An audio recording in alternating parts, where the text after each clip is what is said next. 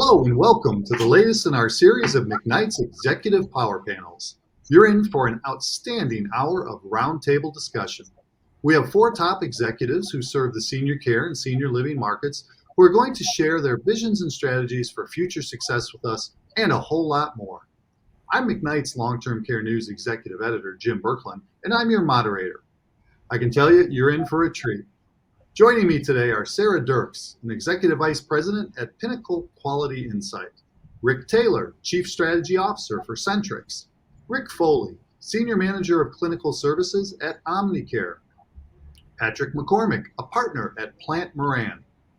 Today we're going to talk about what it'll take to operate successfully after the public health emergency expires May 11th and far beyond.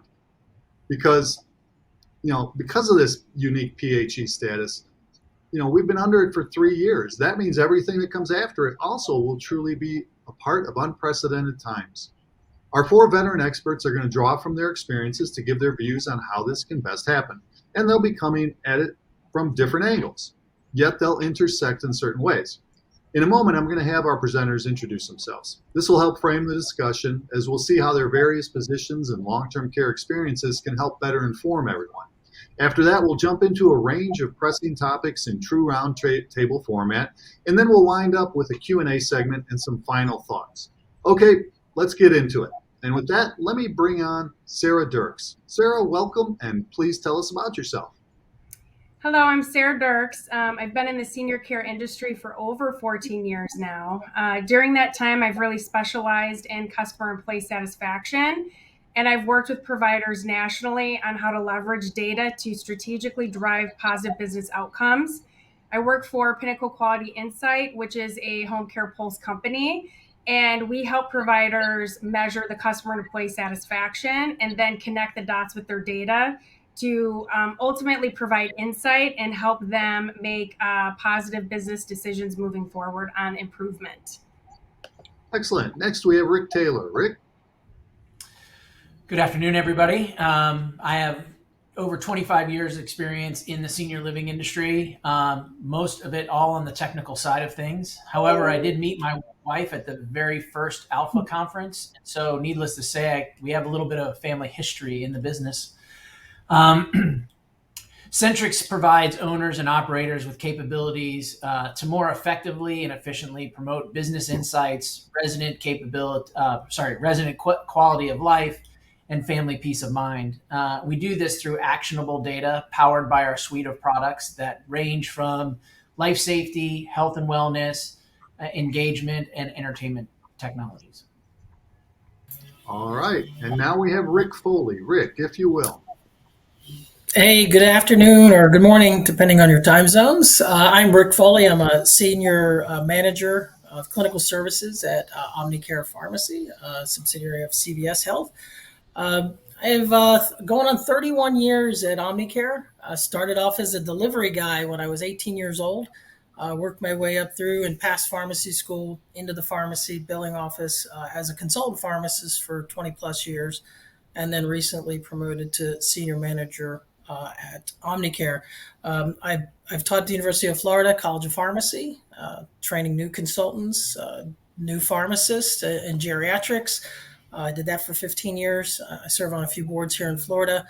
And I've actually had some experience on the P&T committee for the state of Florida Medicaid services. So excited to be here, and thank you for having me.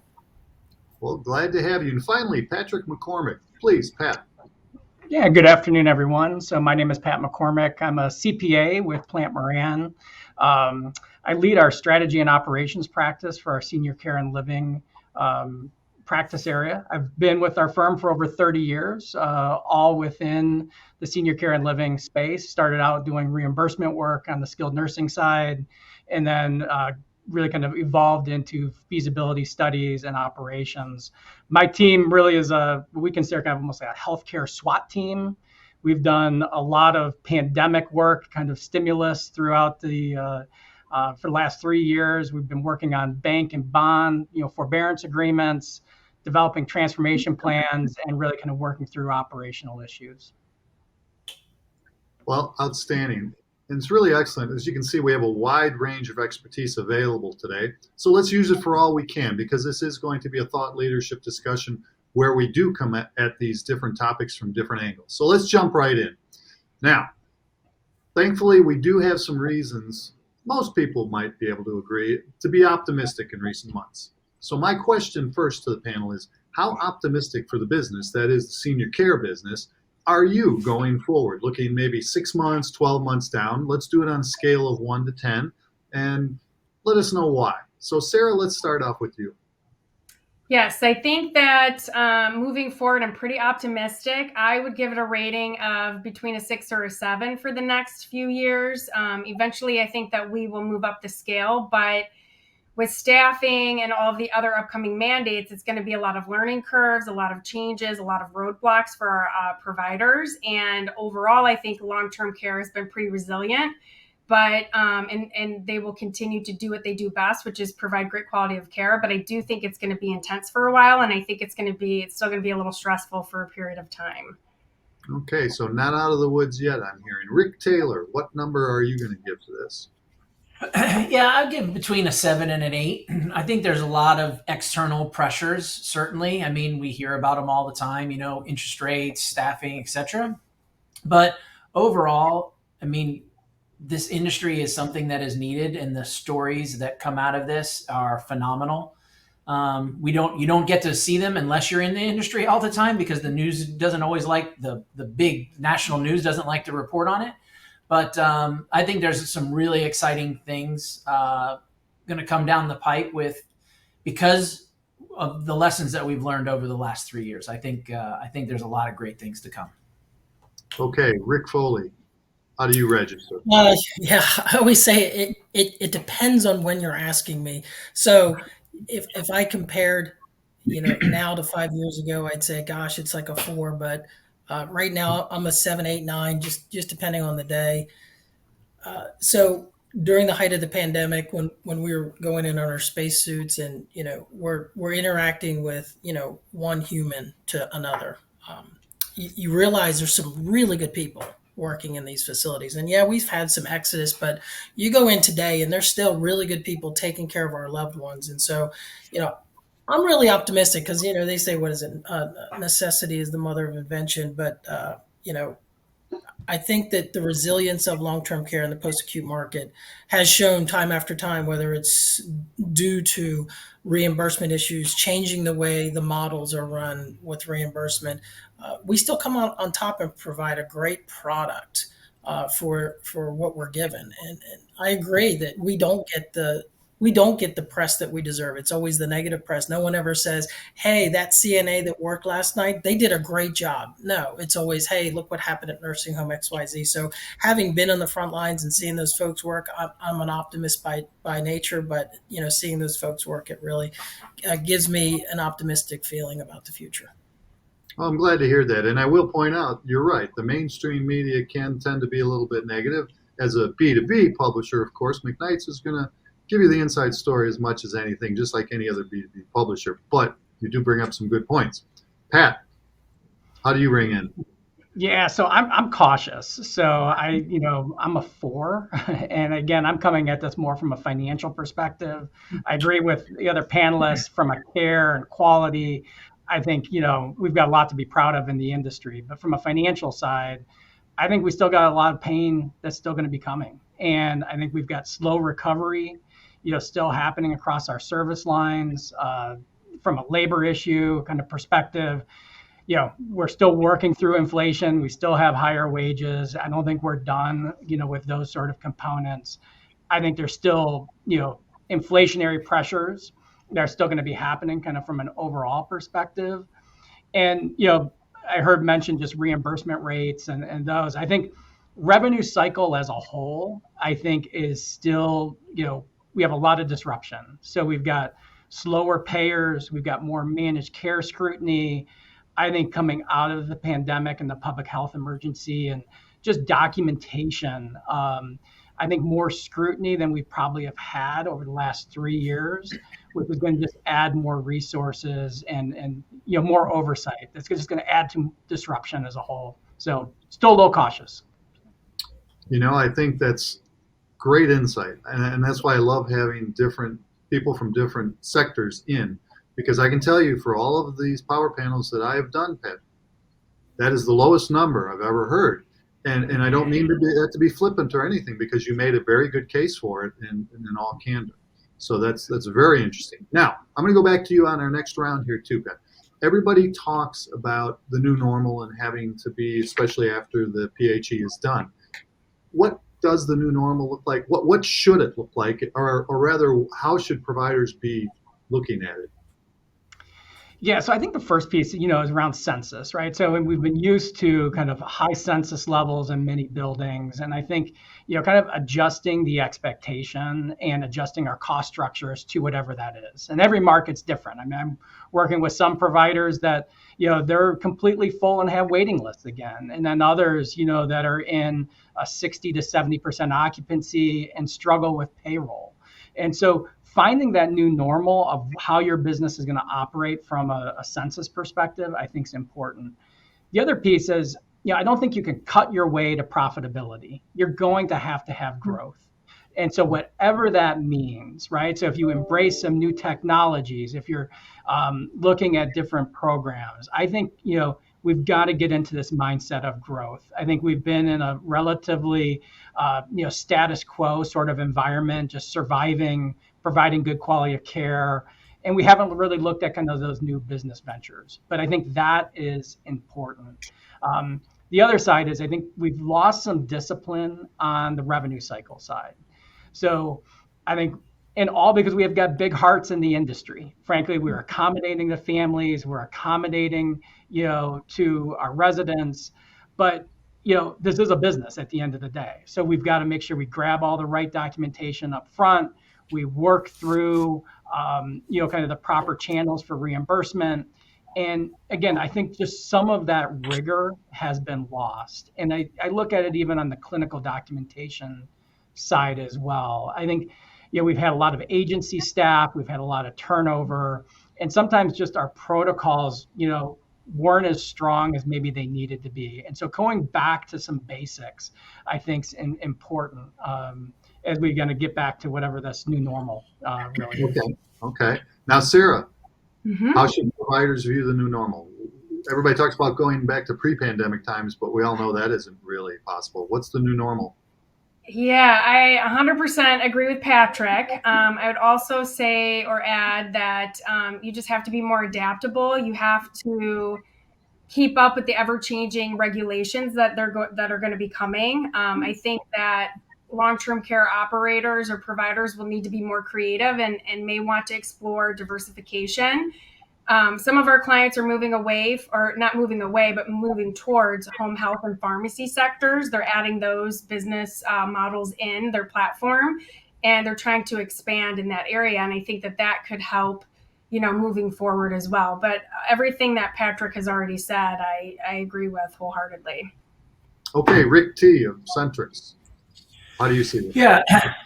So again, agree with everybody. As far as I think return to normal and the new normal are two different things. Like you said, there's no going back to the original normal. We all have to embrace the change. And that's true really to grow in any business, embrace the change. And not all change is good, but there's definitely some good things that have come out of the last few years. And so the embracement of technology, concentration on engagement, increased focus on the frontline staff, I think those have all been good things. But, there was also a mention about being very flexible with family members and folks. And some of that is because you don't necessarily have the data to know which way to go. So we're automatically flexible, and we put ourselves kind of over the ledge sometimes to be over accommodating, to save ourselves the hassle of a conversation, or possibly even on a negative side, a lawsuit, because you don't always have the data. And I think that's where technology can also play in from that perspective. And then we really have to figure out how to do more with less, because staffing is clearly an issue, and I don't think anybody on this panel will disagree with that. But we have to allow those people to be more productive. So that means, streamlining workflows. The answer of this is the way we've always done it is no longer the answer. You really have to kind of take that lean thought process and say, okay, how do we strip out the things that are not bringing value to our residents or our business, that are just busy work? And sometimes that's not always possible when you're dealing with the government, but certainly when you're dealing with a lot of your internal workflows, that's capable. And I think that's somewhere where people really have to focus, but they're scared because they don't necessarily feel they have the time to do it today. Okay, that's a good lead in for some other things we're going to talk about here. Rick Foley, how do you see the new normal? So getting back to normal. So what we have to realize is that, during these 3 years of lockdowns, our population has aged 3 years. Those baby boomers that turned 65 in the early 20 teens, they've taken one step closer to needing the long-term and post-acute market in some form or fashion. So another thing we've learned is, doing it yourself is impossible now. You have to integrate. You have to be efficient. Find partners that will work with you, not just sell you something, but literally partner with you in the care of your residents. We're seeing acuity levels increase. The same patients that were in the hospital 10 years ago, I feel like we say this every year, they're just getting more acute.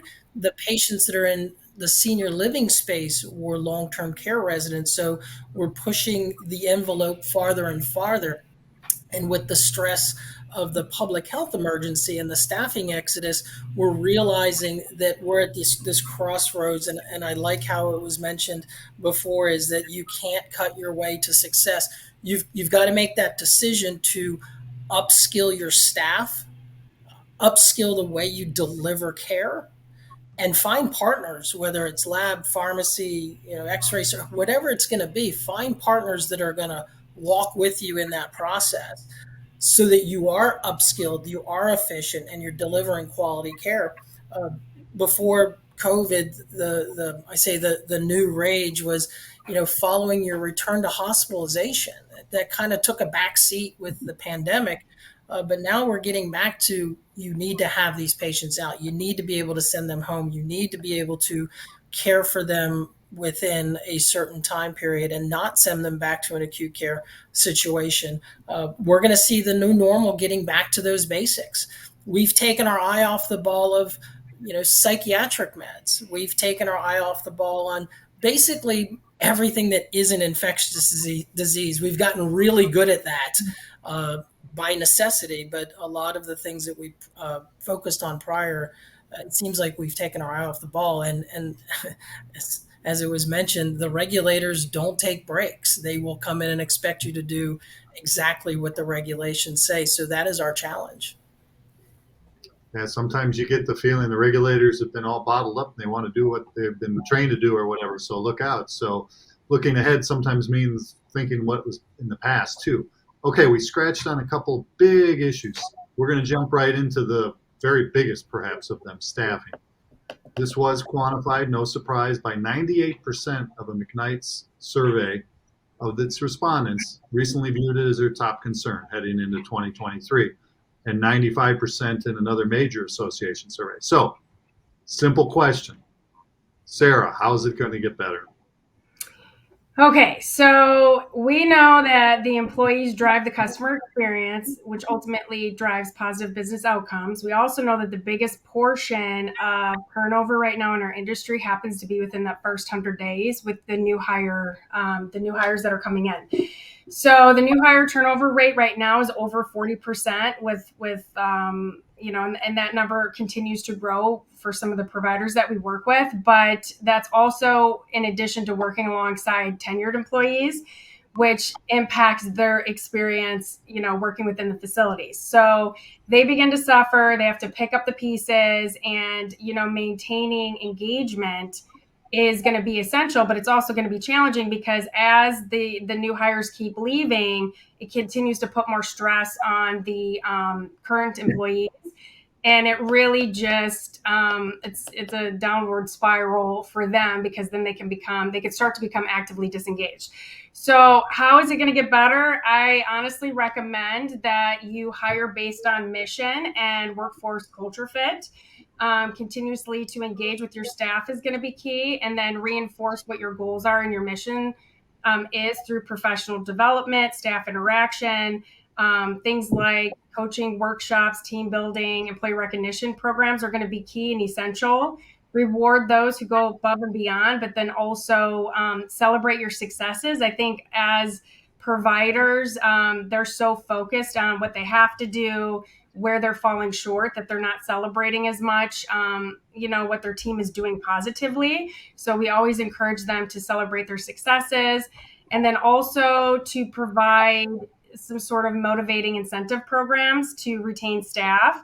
So some operators that we work with will offer cell phones to keep them engaged and keep them, moving forward with the organization, or cash bonuses, gift cards. Another area that we like to encourage folks to focus on is just continuously measuring the employee engagement in general and commitment levels. You need to assess where you're at and then make strategic improvements based on that data. Your staff's they will tell you how you're doing. They'll tell you why they're leaving you. They'll tell you why they're staying. They'll also tell you why they think other people are leaving. So it's important to listen to them and then to improve based on their recommendations, because usually they'll tell you how you can fix a problem. And I think that that's really important right now, is just to focus on that, to truly know where your workforce is at. Okay, very good. Rick Taylor, technology, can this help? A lot of good things Sarah just mentioned. Can technology assist in this in some way? Yeah, I do. I just want to go back with one thing that Sarah said, because earlier Patrick was talking about how you can't cut your way to profitability or success. I also believe that's true from hiring. And I mean, listen, being in this industry as long as I have, I realize like you need a body to help out with things. But hiring that wrong person can really just put you in it puts you in a tailspin, right? And it just one bad hire after another isn't very effective. And there's technologies out there, by the way, that can help with that even, right? To help streamline hiring processes, making sure the person is driven by the same things you are, from mission wise. So that's one part I think technology can help. But the other part of where technology can really help is first, the new hires that we're looking for, the younger workers, they expect technology when they show up for work. If you hand them a walkie-talkie or gosh forbid, a pocket pager, they don't even know what to do with a pocket pager. They don't know what it is. So they're expecting technology to be able to be, and they literally walk in expecting technology to help them do their job better. That's not true about, honestly, my age group, right? We didn't have technology. We just blood, sweat, and tears. That's the way you got it done. But that's not true about the folks coming in today. So I think that's one thing from a technology perspective, the people that we want to get here today, the younger workforce, are expecting technology. And if we don't have it in our business, they're not going to stay long with us. The other thing I put down here is helping with workflows, right? Like, let's make life easier. Let's prepare them to be able to do their job easier by streamlining that. And then better communication, just with not only staff, because staff communication is super key. And we learned that through COVID, but also with family members and residents.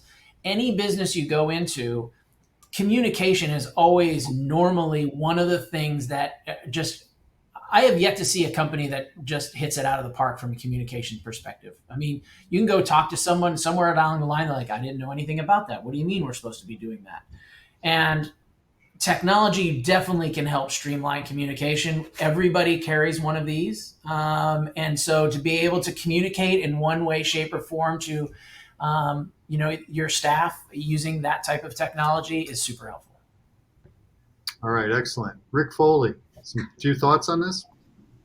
Yeah, so I come from a family of nurses and caregivers, first pharmacists, but at the end of the day, nurses got into the industry to take care of their residents. They want to take care of people. So as a pharmacist in long-term care, I always think, how do I empower that nurse to do what it is that they love to do? How does a pharmacy partner, whether it's through the pharmacy services or clinical nursing services, how is it that we support them in that mission? Now, obviously, we don't do anything with hiring, we don't do anything with firing, but we're out on the floors as well, and we'll hear things. Sometimes they'll talk to us differently than they'll talk to their supervisors. So being in the facility and having a partner that's right there with your staff and hearing what it is their challenges are, and of having the unique experience of being, from the pharmacy space to say, hey, there's an optimization here, here's an upskill here, here's an education you might be interested in here. But it's all about that support and maintaining that connection with the facility leadership as the conduit to their care that they're providing, and making sure that they have all the tools that they need to provide that care. All righty, and Patrick, retention's a key issue, I know you believe, as does everybody probably on this panel. Yeah, and I think it's been interesting. I think a lot of the comments, that my fellow panelists have talked about, but I think, recovery seems to be happening. I think retention has gotten better, at least from our observation. I think part of it's flexibility. I think providers, and I think if there's anything that's come out of this pandemic that's positive, is really kind of just workforce flexibility. I think we've gotten rid of kind of the rigor that everybody needs to start at exactly this time. And, some people need different flexibility depending on their stage of life, right? And so if you can have a single mom that, starts at, 7:45 or 8 o'clock compared to, a typical 7 a.m. start, and you can stagger people kind of accordingly, I think that's helping on the retention side of things. And we're seeing a lot of creativity from split shifts, some people doing 12-hour shifts, different start times, and frankly, I think getting better care because we have different transition points that are happening as well. I do think just wages as a whole, again, just come with my financial, kind of lens on this. There's a recent kind of NIC data that came out that had wage inflation now kind of normalizing to regular inflation, because really for the last 6 months, wages have been outpacing kind of our high inflationary growth kind of across the U.S. And so I think, again, that helps with recruiting, retention, and I think providers are really trying to work through kind of these wage impacts within their budgets. We've done a lot of budget, and staffing, wages are kind of number one that we're trying to tackle with providers. Lastly, I'll just say on this topic, I think the other piece we've been looking at is just staffing levels as a whole. And so we've been tracking PBJ data with providers from pre-pandemic through, kind of current. And it is interesting to watch, where you can see a COVID outbreak or a different kind of regulatory, kind of interpretation and staffing levels sort of change. And again, I think it's analyzing that, figuring out what we're going to need to do kind of on a go forward basis. And again, learning from the past, I think is part of this key component on staffing. Okay, Pat, let me keep you in the pictured square there as the talker for this next one, because it segues nicely into census issues. No doubt recovery is still needed there. I think, to be totally candid, a lot of people are putting smiley faces, at least on the overall picture, but it's not nearly where, I remember talking with Mark Parkinson from AHCA. He thought, geez, just 1% every 13 months and we're going to be there type of thing. What does the future hold? I guess in a nutshell, in your view, with census recovery?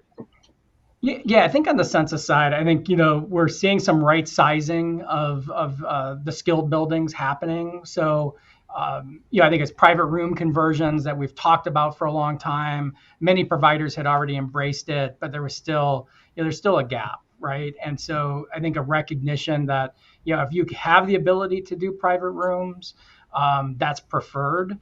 And again, I think depending on your occupancy level, decreasing that size of the footprint from that building. At the same time, if we've seen some providers that have really struggled with census, the market's just not there, and really kind of changing, really what a unit may look like or a wing of the building. Maybe it's a memory care expansion. It could be an affordable assisted living product as well. And I know, there's many associations out there kind of looking at this. I think there are big initiatives to really kind of expand some of the waiver components across the states. Not every state has assisted living waivers too. And again, I think in some of these buildings, there could be a combination, kind of aspect to that. At the same time, I think we're seeing kind of expansion of hospice programs. I think Sarah may have mentioned, some of the home health expansions. We're seeing hospice as another component, as kind of higher acuity folks are really in our buildings and continuing to evolve. Hospice becoming a more important kind of service offering for families. It provides a great revenue source as well for providers. And again, it goes back to this growth mentality. I think we've got to think a little bit differently of how we're going to, and what recovery maybe looks like from a census perspective. Sarah, what do you think will help census grow? So we're still technically in a workforce crisis, right? We kind of expect it for some years to come. I think operators are going to need to hire staff, and ultimately there's not a lot in the candidate pool right now for them to choose from. There's definitely folks that have left our industry that have not come back, even though we kind of thought that they would once things became a little bit more normalized.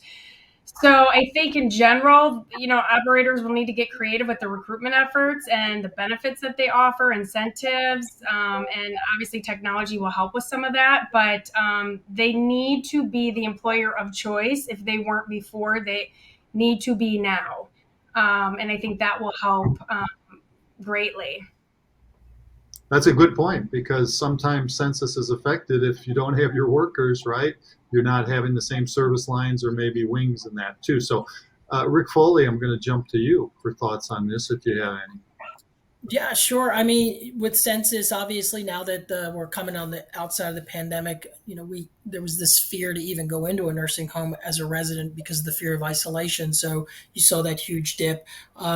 Even primary, secondary care providers saw this dip. And what we're seeing now is a I hate to use the term normalization of census, but Pat kind of alluded to this. Is that you have some facilities that are 70% occupancy, and you have others that have a waiting list. What is different about those folks? And at the end of the day, our patients are consumers of healthcare. And so, like any other product, what is the quality that we are providing at the facility level? If we have good return to hospitalization rates, discharge rates, outcomes, whether it's a hip fracture or stroke, are we providing the service they're looking for? And if not, what do you do to improve that service? Does it come down to upskilling education? Does it come down to perhaps specializing in some niche market, whether it's memory care, Alzheimer's care, et cetera, or there are facilities that do dialysis on site now. So all of these little niches to manage their place in the market, especially when you get down to the rural areas where maybe patients are a little bit more scarce, you're seeing facilities identify themselves as experts in particular niches. And really that's what we're seeing. And, as a pharmacist, as a pharmacy provider, we look to see, how do we help you do that? Where can we play a part in that role to help you provide better outcomes, which at the end of the day will yield to a higher census? It's all about service in some ways, isn't it? Rick, your thoughts on how we're going to get more heads and beds and people and units and so forth? Yeah, I think Rick just kind of touched on a little bit. It's about redefining how we actually serve the resident. And it may not be in four walls, maybe outside those four walls. Because when you look at us as an overall industry and on the long-term side, including senior living, independent assisted memory care, and skilled nursing, we serve a pretty small percentage of the overall population. And so how do we grow that? I think that's one of the reasons that the middle is getting so much, so many eyes on how to do a middle market for assisted living. I think that's one of the reasons to be able to serve more. But just across the board, how can we serve more? And some of that is, mindset, right? We have to reset the the expectations, but we also have to reset the expectations of where and how that care gets delivered. So that's just my quick thoughts. No, that's great. And it's a great segue into, I wanted to talk, obviously, care quality is very important to everything that goes on here. We don't want to talk around the edges. So how does care quality get better? How does it stay better enough to impress the public and potential residents? And Rick T, I'll stick with you. Mental health, isolation issues, those all come into play, don't they? Yeah, absolutely, and we saw that in COVID. I actually even saw it in my own family. My mom, as I always called her, Julie, the cruise director, big social butterfly, and she was living in North Carolina at the time, which stuck with some pretty stringent regulations about what residents could and could not do. And I mean, her decline was traumatic during that time, and it was because of that social isolation. I'm not going to say there wasn't other things going on because of her age, but the sharp decline happened because of that isolation, and we have to be very conscious of that. And then to me, there's another little part of that from that perspective of like the quality of care that somebody gets is really understanding what is the staff doing when they're with a resident, when they're in that room. And in today's world, we have the way to document that. But if we're going to be honest with each other, the reality is it happens at the end of shift, and the actual accuracy of that documentation is not great. I mean, I don't know about you, but if you ask me what I had for breakfast right now, I'm going to have to think about it. Let alone somebody that's taking care of, whether it's 10 or 30 different residents and all the things that they did with that person over a shift. So that's super important. And then I think also arming that person with the right information when they're interacting with a resident, to be able to be more accurate. And some of those things are really simple, like, if they have a nurse call, or something like, are they on any medications? Are they a fall risk? If they're a fall risk, are they being ambulatory without their DME equipment? Those are the types of things you can do through technology to improve care from a documentation standpoint to actually delivering care. And then the last thing I'll just kind of talk about from that is taking this information and communicating it throughout the spectrum, right, to the next shift on what truly happened. So those people can be armed. I've seen it again with my own parents, like something happens and it doesn't really get communicated well to the next shift. And therefore the level of care has dropped. They don't do it on purpose. It's just that the flow doesn't really work extremely well, or, somebody forgot to document it. So, and then communicating that back to even management to be able to impact the type of care that's being given or the level of care that's being given, and then even to physicians, because physicians aren't always brought into the loop of everything that's going on. And especially when you're dealing with assisted living or memory care residents, their recollection of what happened and how it happened is not 100% accurate. And I think we can raise the level of care that way as well. Okay. And Rick Foley, I think this could loop back a little bit to what you mentioned earlier. Doesn't expanding clinical expertise and capabilities come into play? Yeah, 100%. Again, at the end of the day, our nurses want to take care of their patients, and giving them back confidence. You go and you talk to some of these nurses, not to over dramatize it, but it's almost like they've been through battle together, and they have this, not a dazed look, and sometimes, but they are fatigued, and their confidence in the industry has been shaken. So as a clinician, I try to remind them of their expertise, support them in their expertise, provide those outlets of education when necessary, remind them of some of the simple things that need to get done, down to what Rick says is making sure documentation supports your effort. It's really difficult to go back and assess in the past tense when it comes down to communicating to the next shift, really making sure that the clinical picture is clearly documented and clearly set up for success. And as a pharmacy provider with clinical pharmacy and nursing services, our job is to get in there and help them do that better. All right. Sarah, what are your thoughts about increasing the care quality?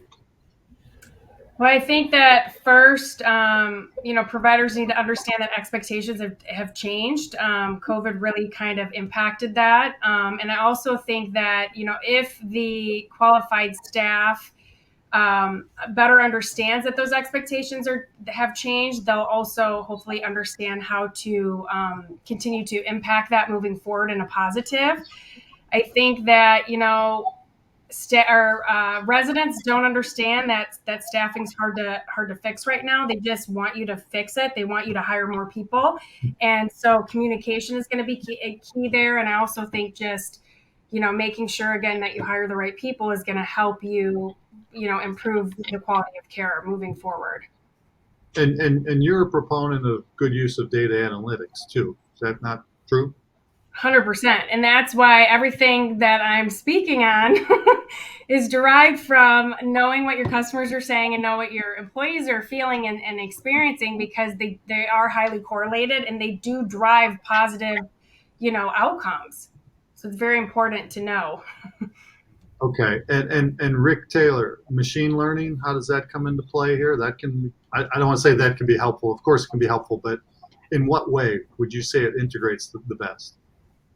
Yeah, so I think machine learning is a real point of great interest and great importance in the industry. But the first thing I say is, and Sarah, I think you may agree with me on this, is when you say data, people's eyes typically gloss over. And that's because the traditional way of thinking about data is rows and columns of data.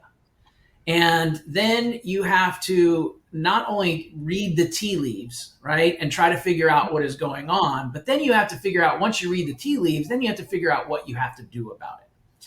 And the purpose of machine learning is to be able to find those tea leaves for you and then make suggestions on what the right correction will be. And we haven't really embraced that in senior living. As a matter of fact, when I talk to a lot of providers talking about how do you see data being used to improve your business, improve care, like they struggle because they're not sure what data points are meaningful, and how those things all need to work together. And it is complicated, but we do need to figure it out as a group, and we need to kind of open up to each other about how data can be used. There's definitely a feeling out there like, I don't want other people to see my data because I'm worried about this suit, that suit, or getting myself in trouble with the state or federal government, what have you. But we can't learn until we open up about those things and share that data. And I do believe that there's a huge point of that. And my biggest point on data itself, and I use this example all the time, is that the human eye can only see change of greater than 10%. Data, it can see less than 1%. And so just imagine the impact that we can have on care when we can see around the corner. Because today, typically in our business, that decline doesn't happen at 10% chunks at a time. It happens at 1% at a time. And so we don't really notice it until it's so bad. So how can we see around the corner? And I use fall detection kind of as my big thing for that. There are tons of devices out there today that are all about fall detection, but it tells you a fall happened.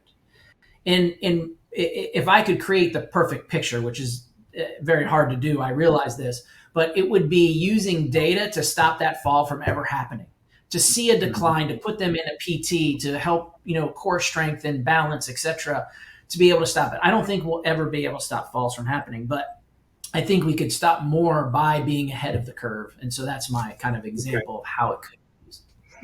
Very, very good. Very good. And I'd love to get your aspect on this type of thing too, Pat, and then segue that perhaps a little bit into the economics of the business and what's ahead, because we've got to get into some inflationary pressure talk too. So, Pat?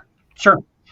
Yeah, so on the data side of things, I mean, just to maybe pick up on the sensor-based technology, I think we have seen some providers, that are starting to, watch the patterns of residents, so, Jane gets up, 2 times a night, and all of a sudden, it's now changing to 3 or 4. And, again, do we have a urinary tract infection issue going on, or is there, some other, kind of aspect that's going on from a care perspective?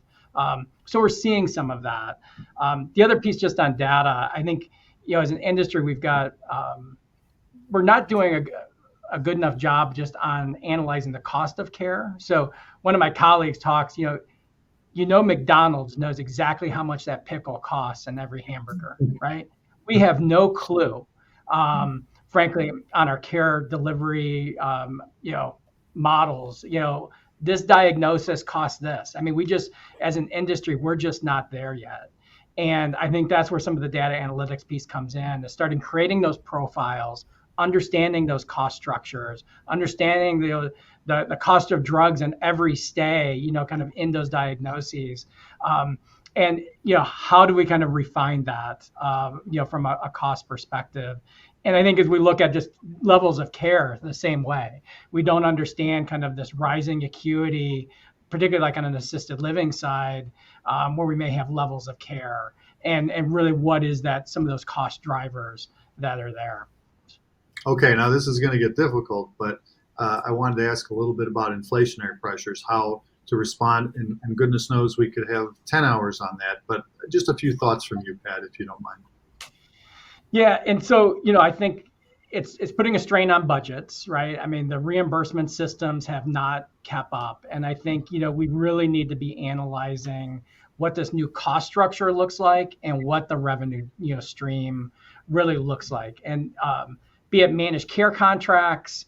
And, we've had some providers just opt out of certain contracts. They are losing money.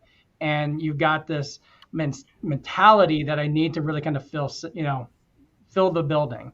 I need to have people in there. But if we're losing money just on the basics of the contract, and again, this because the cost structure has changed. The other inflationary kind of impact is just rising interest rates.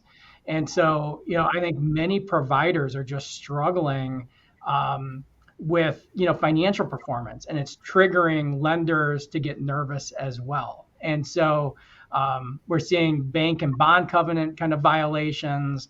We're seeing audit opinions with going concern issues. The liquidity from all the stimulus is gone. And so you've been masking some of the inflation because you've had excess funds from all of the stimulus. And now it's kind of, we've burned through that. And now we've got to get back to kind of normal realized budgets where we're looking at kind of that revenue and expense side of things.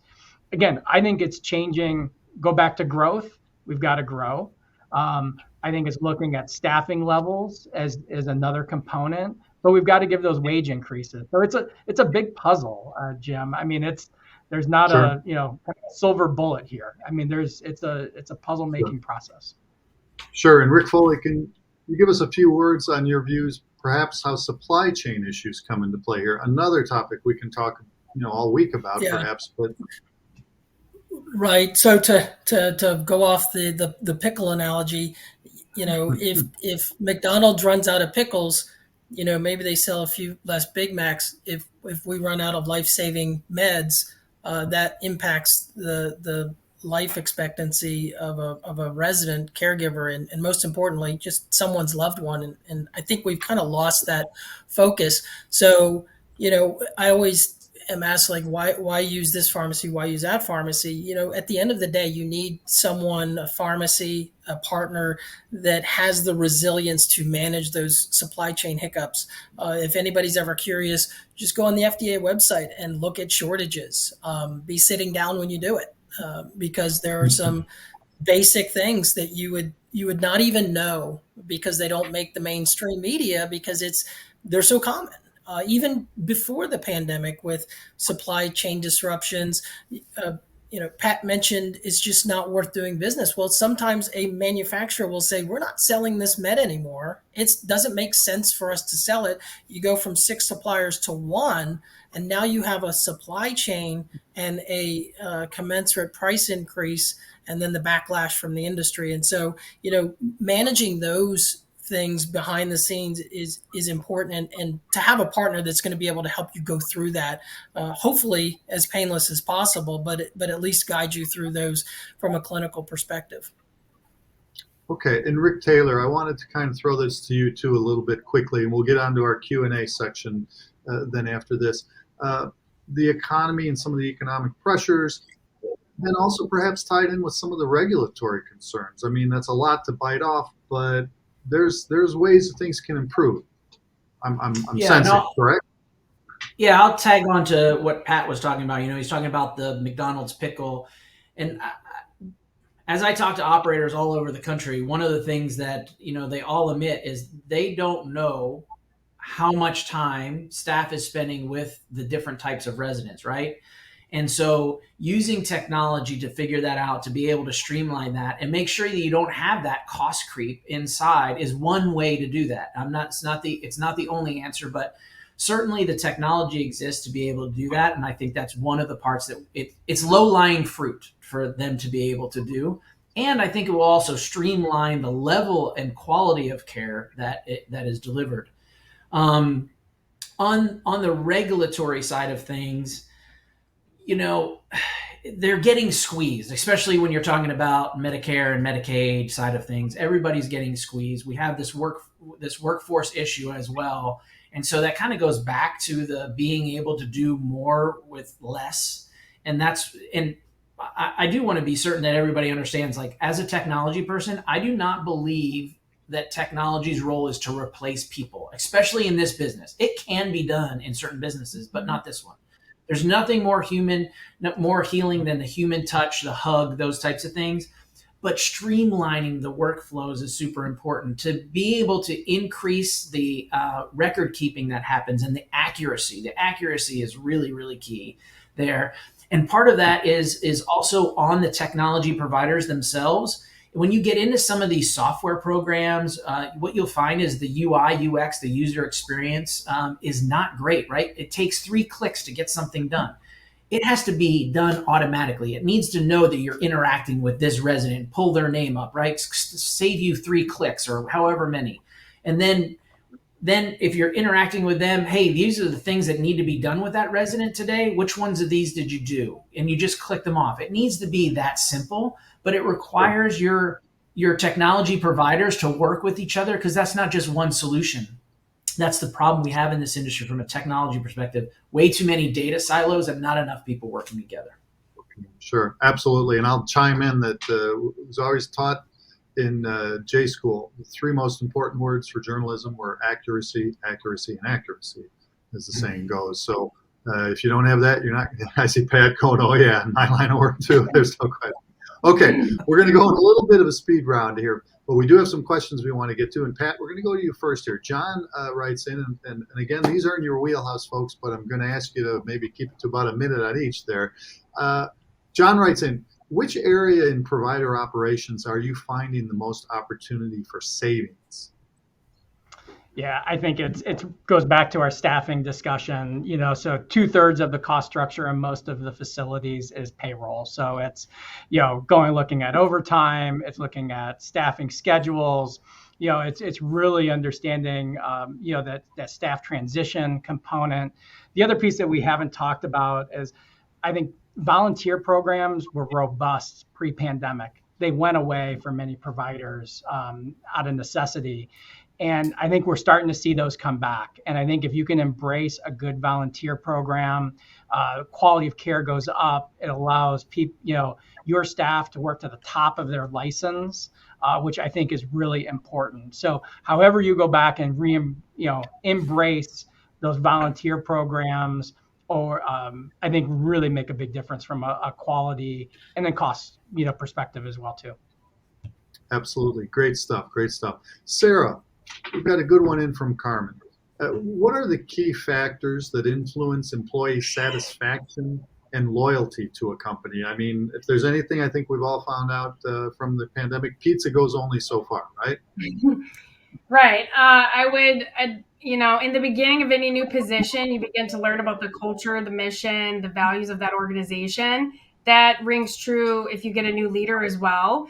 So as you progress, it's imperative to form bonds with your peers, and then your loyalty should grow. Without loyalty, trust is going to be limited. Commitment levels are going to suffer. Bonding with your team is going to be challenging. And we also know that if you don't bond with your team, you can't trust your team. Usually you have some turnover. So, ultimately it's going to be imperative to create trust, to build morale, to lower stress in the workplace, and to really put effort into clear communication. I know we talked about that quite a bit today, and transparency, but to be mindful that being transparent doesn't mean tell your staff every single thing. You don't have to do that, but you do have to give them the tools to be successful and give them the transparency for that will be meaningful to them. And I think that will help. Okay. Rick Taylor, and I'm going to have to caution you on this timing thing too, especially because Scott writes in, and I know what he's probably getting at is why do you feel technology adoption is so important when we were just talking about the human element of it? Yeah, so you can acquire all the technology you want, but until you truly adopt it and weave it into your fiber of being, it's meaningless. And so many times you see, and I talk to lots of software providers out there, a company will acquire a new software and everybody's super excited about it. And 3 weeks later, they're going, well, this doesn't work like our old system does. Can you make it work like that? Well, no, you replaced it for a reason. Because you wanted to streamline things. So you have to weave these things in. And I don't know what the age group of all the people that are on this call are, but when I went from a BlackBerry to an iPhone, it was not comfortable at all. But now I don't know what I would do without my iPhone. It's far superior to what the BlackBerry was. And, sometimes you just have to be comfortable with being uncomfortable, and creating adoption plans and adoption committees are super important in the overall success of not only you, but also of the technology itself. Okay. And Rick Foley, Craig writes in, and I noticed it too, pharmacies seem like they've been all over in a good way. Where do pharmacy services go from here, simply put? Yeah, so it kind of encapsulates everything we've been talking about, and really at the end of the day, what I'm trying to do is help people age in place. That's really what I want them to do. I don't want someone to have to progress to the acute care and post-acute. If they can stay in independent or assisted living, great. So how do we do that as a pharmacy? Well, regulations haven't caught up, and I'm not one to say, hey, we need more regulations, but think about 20 years ago what an assisted living resident's medication regimen looked like versus now. You have multiple prescribers, multiple pharmacies, and when someone is admitted to the acute care setting, more often than not, it's usually due to some issue with a medication, whether they had it or didn't have it, took too much, took the wrong thing, took the wrong combination. So we really need to figure out how to leverage our clinical expertise from the long-term care side and reimagine it back to what it would look like in an independent or assisted living side to let those folks age in place so they don't need the expensive services of the acute post-acute care market. On the skilled side, we need to make sure that we're catching errors as they come in. We know that the number one risk factor for going to a nursing home is being discharged from one. So what is it about that? It's that information exchange. When they come into the nursing home, we review their meds within 3 days with a functional electronic medical record, with functional hospital clinical records, so that we catch things on the front end versus reacting to an adverse medication and issue on the back end and saying, oh, geez, what did we do? Okay, great. And now we're going to get into it. I told you the speed round. This is really the speed round. I told you my hardest question is, what's the one line you really want the viewers to take from here of all this great stuff that we've put out? We've got such a great collection of knowledge here. Even if we're going to go a tick over the top of the hour, I want to get this in here. Sarah, what do they need to leave with? They need to leave with that they have to become more sophisticated, and they should partner with more companies that offer sophisticated solutions to help them do their job the best way they can. Outstanding. Pat?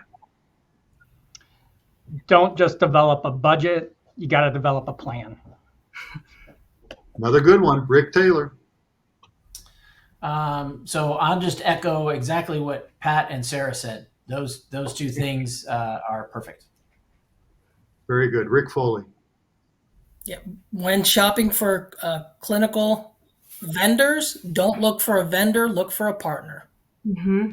That's good. Hey, I like that. It all comes together. Well, there you have it, folks. As I've said previously, this is really going to be unprecedented times we're going into with the expiration of the public health emergency.